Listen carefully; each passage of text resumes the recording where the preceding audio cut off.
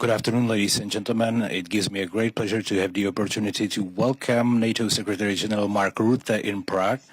And I also should say that the Czech Republic, and we have been proud of that for 25 years, a NATO member nation, and our NATO membership is one of the key pillars of security and freedom of our citizens, and is ever gaining on importance.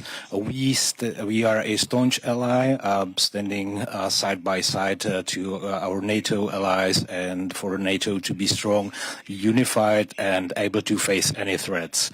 With Mark, with NATO Secretary General, we had an online summit just a while ago of the Coalition of Willing in Paris, which marked which sort of impacted on our programs, but it was an important online meeting, and I should say there is a complete consensus that we need to continue our intensive help to Ukraine in order to be able to defend itself and continue the pressure on Russia and to create conditions for a fair and enduring peace. And in order to achieve peace, and there is also a strong consensus on that, there must be robust security guarantees which would deter Russia from further aggression. The Czech Republic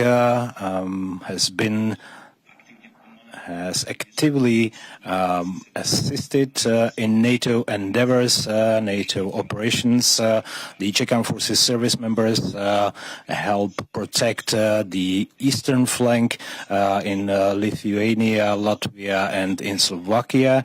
And we have a very successful ammunition initiative, which testifies to the fact that even smaller nations can play a strong role and to contribute to European security.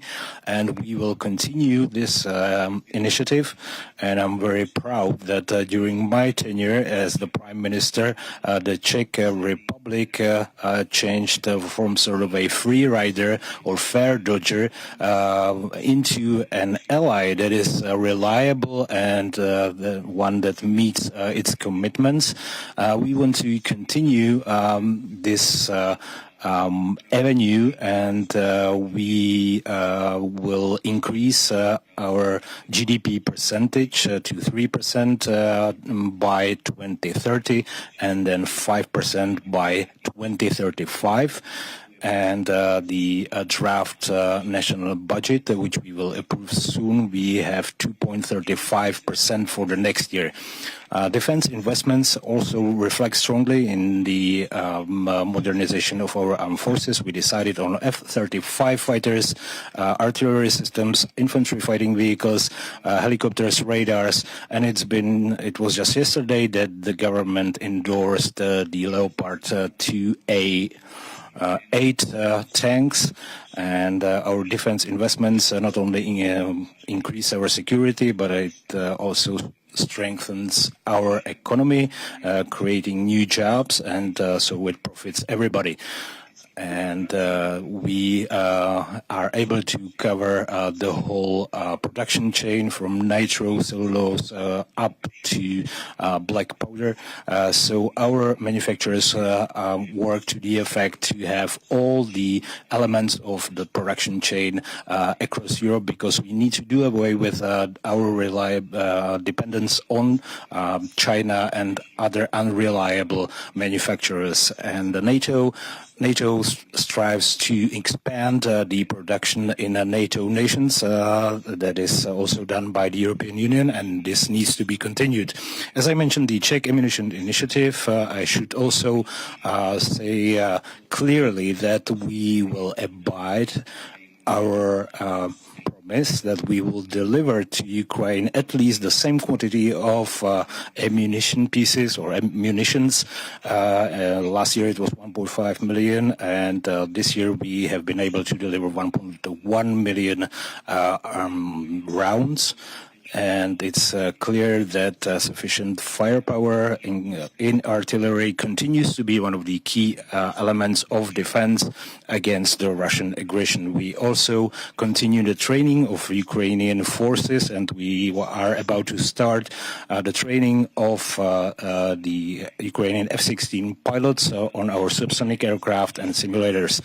This is just very shortly, since we have this time pressure. I would like to thank Mark, to NATO Secretary General, for his visit and for very forthcoming and constructive dialogue we have had. Thank you very much.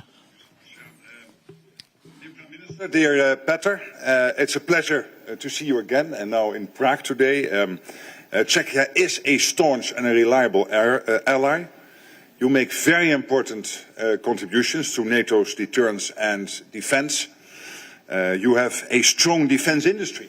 And this is crucial. I gave a speech just this morning on how vital it is that we step up our production efforts, and Czechia is playing an important role here. You contribute to NATO's forward land forces. You have participated in NATO's policing mission, air policing mission, and the list of your contributions goes on. But the bottom line is that Czechia knows what it means to stand by your allies, and your NATO allies stand with you. Our unity is essential and always has been. And given the threats we face, it is as important today as ever. When allied leaders met for the NATO summit in The Hague, they came together around the threats that we face, including from Russia, which we all know is not only a challenge today, but for the long term. So we need to be strong, and that requires investment, which is why we all agreed on a new defense investment plan. To invest 5% of GDP annually in defense, on core requirements to 3.5%, and then on defense and security-related spending 1.5% by 2035. Ensuring that we meet our individual and our collective obligations to our shared security. Czechia is already spending more than 2%, and I was so happy to hear that you now really have that credible path, that each year defense spending will increase to reach the 3% in 2030 and then beyond. And I'm grateful really for your work and your leadership here. And all the allies, of course, need to do their part. Czechia is also a staunch supporter of Ukraine.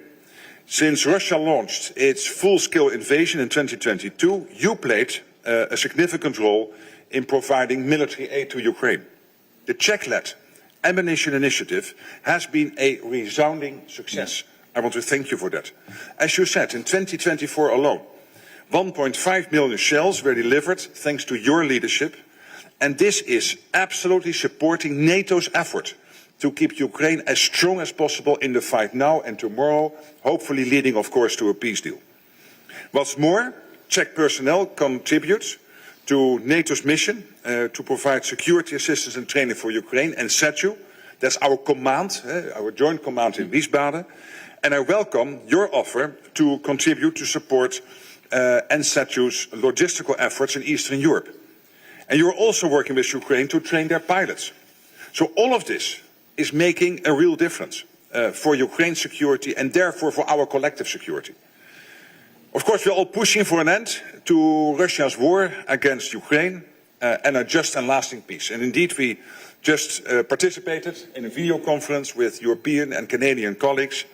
And this is all against the fact, because they started with President Trump breaking the deadlock with Putin, engaging with him, and therefore now for us to design the security guarantees as Europeans and Canada with the US to make sure that when talks start, the Ukrainian president knows that he has the full backing of the US, of Canada, the Europeans, all of us in NATO, but also countries outside NATO.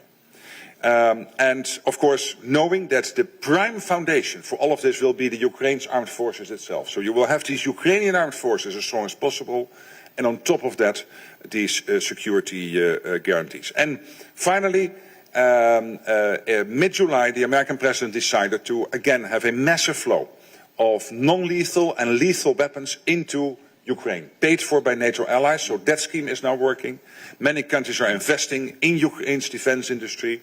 And of course, there are the bilateral projects. But here, you are leading the way again with the Czech ammunition initiative, and again want to highlight that.